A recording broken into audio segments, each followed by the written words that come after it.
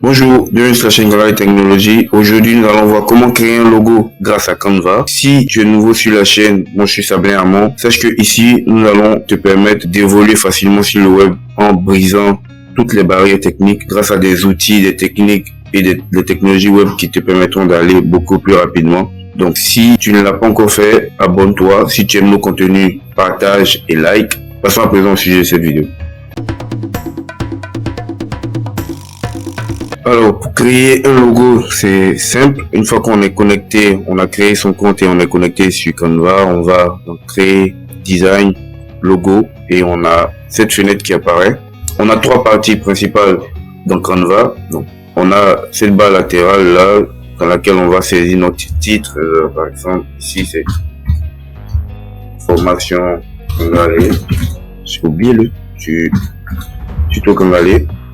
Et on a cette barre là qui contient des modèles, des éléments qu'on pourra rajouter à des éléments de la communauté ou des éléments de Canva qu'on pourra rajouter à notre logo. On a des photos, du texte, des vidéos, l'arrière-plan. Voilà, pour générer un code QR, insérer un logo qu'on a déjà créé parce que ça nous permet Canva nous permet de créer plusieurs choses. Aujourd'hui, c'est uniquement les logos qu'on décide de créer. Donc, on va essayer de voir les modèles qui existent. Ici, nous, étant donné que on fait des tutoriels, donc on va essayer de voir ce que la communauté a créé ou des logos premium. Si on met tuto, français comme en anglais, voilà. Donc ici, ouais, on a un certain nombre de logos qui s'affichent. Est-ce que c'est quelque chose qui nous convient ou qui ressemble à ce qu'on veut? Si oui, on l'utilise. Sinon, on n'utilise pas. Si on veut, par exemple, celui-là, il me plaît bien, donc je vais cliquer immédiatement, je peux l'utiliser. Il faut préciser que les logos, ces petits logos-là, sont libres d'accès. Si vous n'avez pas l'offre pro, vous ne pouvez pas avoir accès à ceux-là. Donc c'est bien, c'est très important. Ici, au lieu de mettre ça, on met c'est learning. Donc ici, on peut mettre online tutorials avec online tutorial. Non, c'est tutoriel. Non, j'ai sauté quelque chose.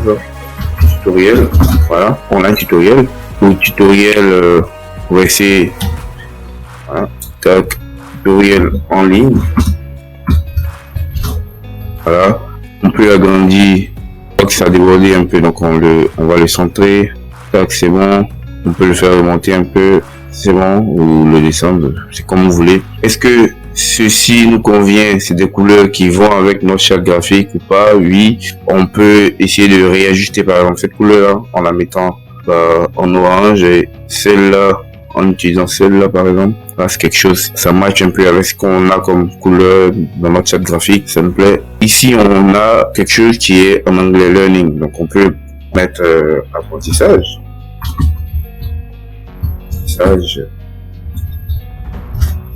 Voilà, c'est grand, donc on va agrandir pour que ça s'adapte. Voilà, tac, on le centre. C'est bon. On peut déplacer ceci, donc on peut décider de faire ça par exemple. Voilà, on a créé un logo rapidement. Bah, donc si on veut changer, on peut mettre voilà les tutoriels. Non, donc on va les tutos. Voilà, joli je pense. Voilà. Avec ça, on recentre, voilà. C'est pas mal. Celui-là, on peut le laisser là, à ce niveau-là. Donc, ça fait cet effet-là, on peut le changer, on peut le mettre on peut prendre des couleurs, on peut écrire des couleurs en hexadécimal. Dans une autre vidéo, je vais vous montrer rapidement comment avoir des couleurs, les couleurs qu'on veut en hexadécimal. Donc, l'hexadécimal, c'est une sorte de notation pour des couleurs dans le numérique. Voilà, c'est juste un code qu'il faut renseigner, par exemple celui-là. Si je vois là, pour avoir ce gris foncé, c'est 27, dièse 27, 27, c'est le code couleur. Donc nous, on veut peut-être du noir là. Est-ce que c'est bien, est-ce que c'est intéressant? Non, pas trop. Du gris peut-être, comme celui-là. Voilà, ça match un peu avec ça. Est-ce que c'est intéressant? Pas forcément. Voilà, on joue avec les couleurs comme ça. Il faut juste prendre des couleurs qui nous vont bien. Donc pour moi, ça peut rester comme ça, c'est pas mal. Ou garder même l'ancien. Non. Pas ça. Voilà. J'ai pas sélectionné, ce qui est normal, donc j'ai sélectionné l'arrière-plan. C'est quoi? On a eu cet effet là, donc là si je fais ça. Tac. Non. Je garde ça. Ça, c'est pas mal. Voilà. On peut garder ceci, changer la couleur, prendre ça. Donc là, on a notre logo qui est fait. Il est un peu trop bas à mon niveau, à mon sens. Donc on peut le remonter. Donc en sélectionnant tous les éléments et en le faisant remonter tout petit peu. Voilà. Là, je pense que une autre technique, c'est de grouper. Donc on groupe, c'est tous les éléments formeront un. On pourra plus déplacer qu'un seul élément. Voilà. Là, on est sûr qu'on a bien centré. Donc on a notre logo qui est fait. On veut le télécharger à présent. À présent, pour le télécharger, on va là, télécharger. Et vous allez voir que, voilà, pour avoir un logo en SVG, il faut être en version pro.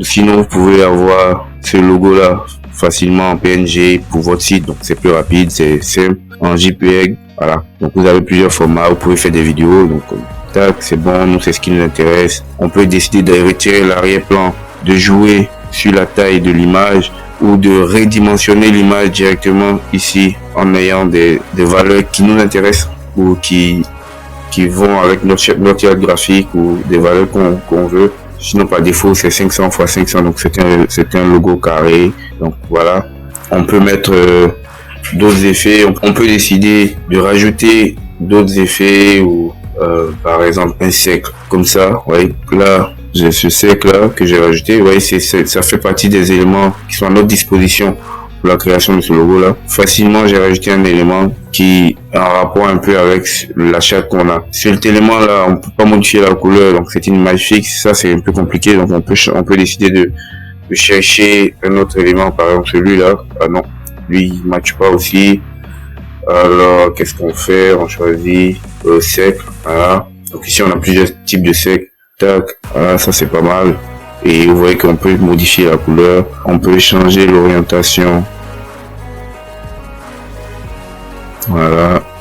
En ayant quelque chose comme ça qui est pas mal. Voilà. Et ça, je fais ça. Tac.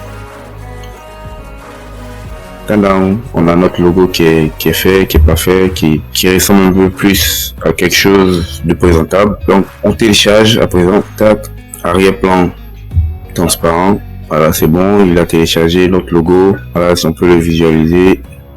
Oui, il a téléchargé avec un arrière-plan transparent. On peut lui demander de télécharger en gardant l'arrière-plan, donc en blanc. Pareil, ouais, là il a l'arrière-plan qui est en blanc, ici l'arrière-plan est transparent. Cette vidéo est terminée, merci d'être resté jusqu'à la fin. Si vous avez aimé la vidéo, n'hésitez pas à liker, à partager au point que d'autres personnes puissent en profiter. Et si vous voulez aller un peu plus loin, nous avons une formation qui est en cours d'édition sur comment créer un site WordPress de A à Z. Donc n'hésitez pas à vous inscrire sur la liste avec bien entendu des techniques pour créer des logos beaucoup plus rapidement pour votre site. Donc si vous êtes intéressé par cette formation, n'hésitez pas à aller dans la barre de description et à vous inscrire sur la liste d'attente et aussi d'aller sur notre site web et sur nos autres réseaux pour bénéficier des contenus que nous partageons au quotidien. Sur ce, merci beaucoup et à très bientôt.